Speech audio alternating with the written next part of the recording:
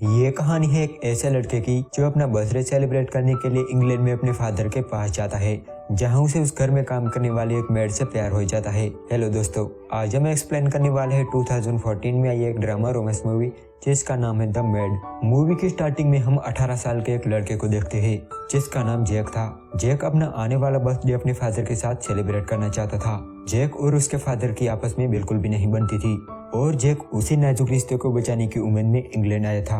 अगली सुबह जब जैक खिड़की पर स्मोक कर रहा था तभी अचानक उसे एक लड़की दिखती है। वो उस लड़की को देखने के लिए उसके करीब जाता है।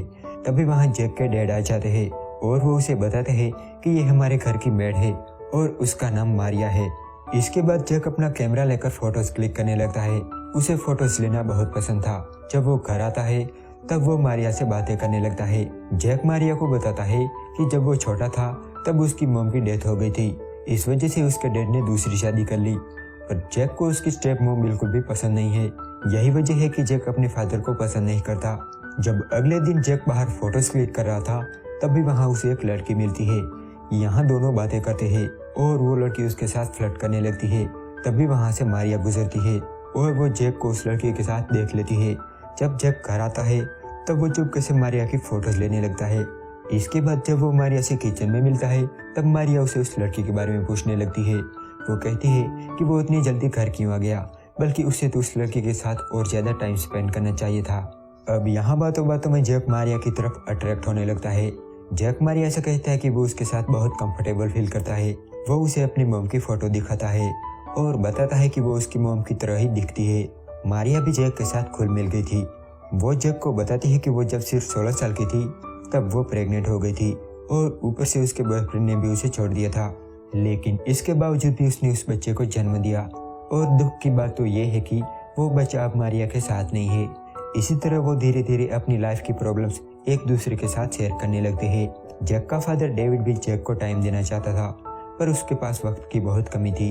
जब डेविड इसके बारे में जैक से बात करता है तब जैक डेविड पर गुस्सा हो जाता है और उससे ठीक से बात भी नहीं करता।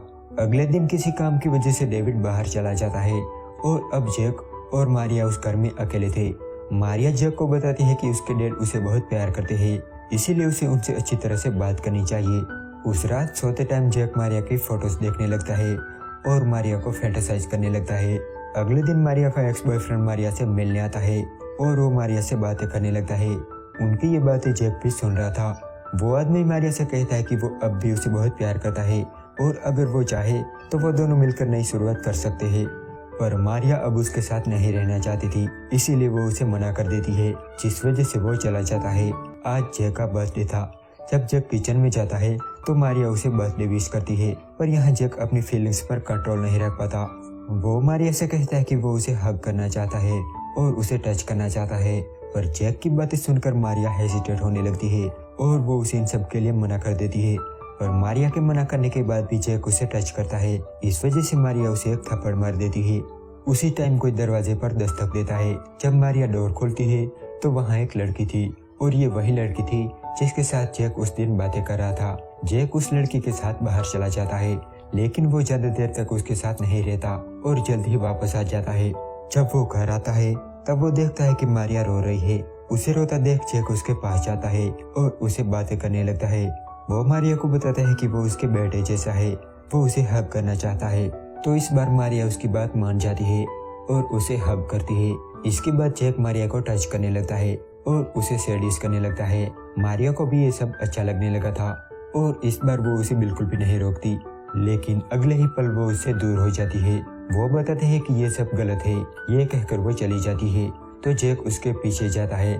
तब मारिया जैक से कहती है कि मैं 40 साल की हूँ और तुम सिर्फ 18 साल के हो, हमारा कुछ नहीं हो सकता। लेकिन जैक उसे समझाता है और धीरे धीरे उसके करीब जाता है और यहाँ दोनों इंटीमेट होते हैं।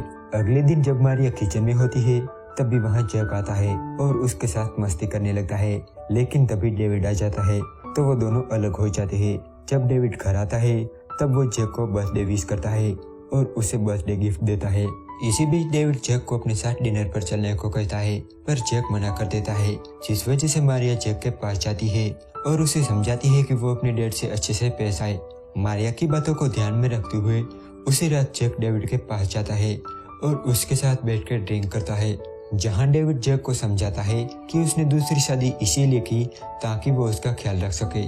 वो उसे बताता है कि वो उसे बहुत प्यार करता है और हमेशा करता रहेगा। तू भोग ले पहले। अगली सुबह मारिया जैक को लेकर अपने घर जाती है। अब इसके बाद दोनों बहुत क्लोज आ जाते हैं और अगेन इंटीमेट होते हैं। जब जैक घर लौटता है तब पहली बार वो अपने डैड से अच्छी तरह से बात करता है। जैक में आए उस बदलाव से डेविड बहुत खुश था और अब वक्त आ गया था जैक को वापस जाने का। वो अपना सामान पैक करता है और जाने से पहले मारिया से मिलता है। इसके बाद वो अपने डैड से भी हग करके मिलता है। जैक ने अब अपने फादर को माफ कर दिया था और इन दोनों का रिश्ता अब ठीक हो चुका था और ये सिर्फ मारिया की वजह से ही पॉसिबल हो पाया था। इसके बाद मारिया अपनी मॉम से मिलती है। वो उन्हें बताती है कि वो प्रेग्नेंट है।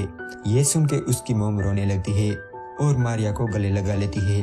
मारिया के पेट में जो बच्चा था वो जैक का था और मारिया उससे खुश भी थी। और यहाँ ये मूवी एंड हो जाती है।